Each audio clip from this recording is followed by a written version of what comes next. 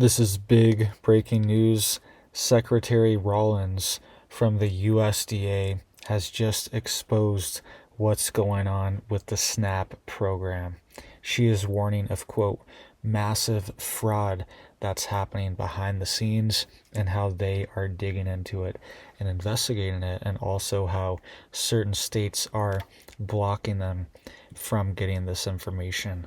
So let's dive into all the details. You guys can see she just made this appearance earlier today.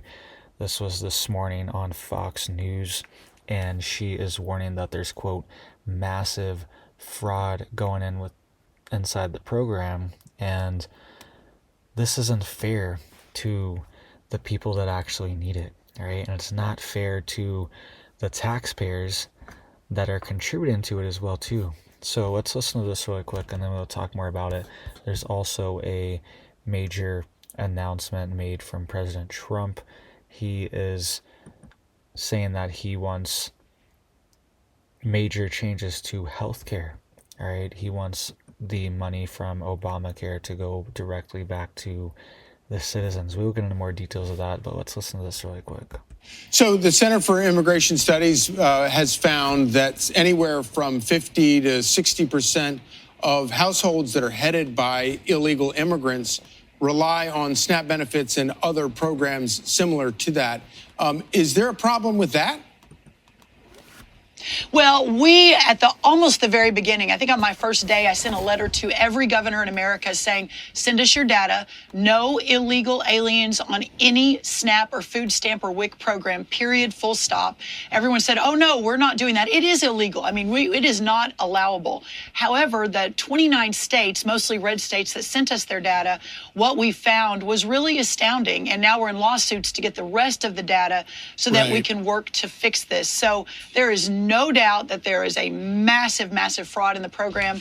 But having said that, the Democrats have voted 15 times to not fund SNAP. There are legitimate families in this country that rely on that program to feed their family. We got to get the government open. Right. So, Madam Secretary, what is your reaction to this judge's ruling?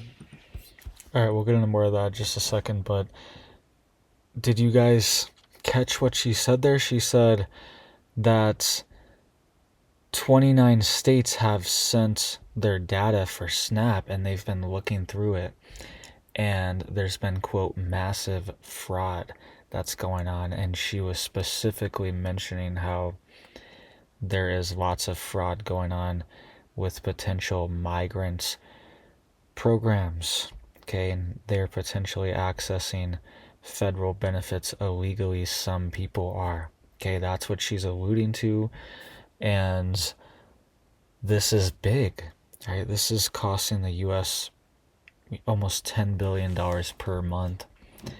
And it's also funding and incentivizing people to come to the U.S., okay? Because they then are taken care of and given, access to benefits like this. And she's worried that there's actually going to be even more, because the states that are withholding their data, the 21 states, are states that are typically more lenient and give out more benefits to people like migrants or people in the country even illegally sometimes. So we could see these numbers increase drastically. All right, that's my point here. Once they actually get this information, and they will get it, but they're just in court right now trying to get it from them. And just think about the pressure this is putting on food prices and inflation, okay? It's making prices more expensive for everyone when there's massive fraud, quote, massive fraud. That's going to increase food prices for everyone. All right, so it's not fair to anyone, and it's not fair to people that really need it, because then this program gets extra scrutiny, and it's even shut down right now, and people really need it. And if you can donate some food. All right, if you can donate extra food, if you have the means, try to donate. All right, but I know people are struggling, and some people depend on these programs, elderly people, disabled, and, some people that are just in bad situations. That's understandable, but the quote massive fraud is not acceptable, and it's making food prices more expensive for everyone, right? Including people that are just struggling in general. You can also see here, this was posted by Trump.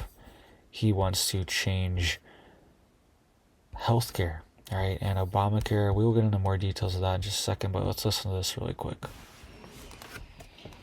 Well, so last night, just to very quickly summarize for everyone, the Constitution, basically the executive branch takes the money from from Congress, from the legislative branch. This goes back to the very beginning. We just can't create money out of the sky. That's not how the United States work. It's interesting, the No Kings rally, right, where they said, we don't want a king in America, except now they want a king that can create money out of the sky, the clear blue sky.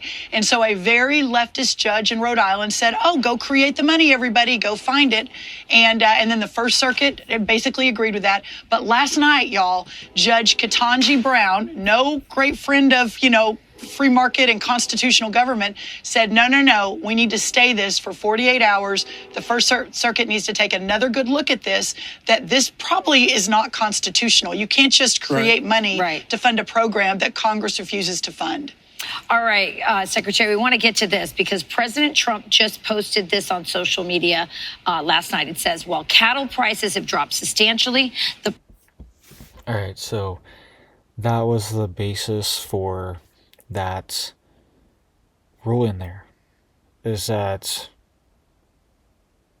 the money's not there. Okay, Congress isn't funding the program. There's nothing they can really do. They have this emergency fund, but it's not for this. It's for natural disasters. It's for war. It's for things like that. It's not for government shutdowns when Congress is just not normally funding the program, right? So that's going to be litigated, and people are going to be in limbo for that, all right? You can see here two big changes could be coming to healthcare potentially. Trump says here, I'm recommending the Senate Republicans that the hundreds of billions of dollars currently being spent to money-sucking insurance companies in order to save the bad healthcare provided by Obamacare be sent directly to the people so that they can purchase their own much better healthcare and have money left over. In other words, take that from the big bad insurance companies, give it to the people, and terminate per dollar spent the worst healthcare anywhere in the world. Obamacare, unrelated, we must still terminate the filibuster. Okay. I mean, I don't know. I'm not sure if we should just send the money out for people to buy because the insurance companies are still just going to get it. I think they need to I think these subsidies are part of the reason why health insurance prices have gone up so much and why healthcare costs have gone up so much, because they know they're going to get this money from the government. Okay, it's like automatic money they know they're going to get every single year, and they just jack up the prices, right? The quality of care has gone down, and the price has skyrocketed. Okay, my wife was recently in the hospital for almost a month straight, and the medical bills were absolutely insane. And the care was subpar, okay? And even for our daughter, okay, it was all of it was unacceptable, right? And there's even stuff going on behind the scenes. I can't even really talk about it much because there's some stuff going on behind the scenes with all that. But it's just bad right now, and the bills and the prices of everything that we got were just absolutely insane, right? Next level. And it's because of Obamacare, honestly. it wasn't like this, right? Things were not this overpriced. And it's true, the amount of money we spent for the care we get is very high, all right? So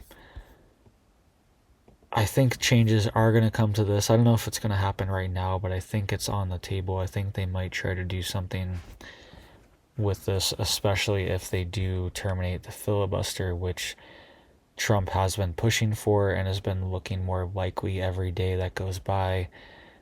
We're potentially getting closer to them terminating the filibuster, which is controversial because then it would allow Democrats in power in a previous time to, enact whatever they want, essentially, as long as they have a simple majority.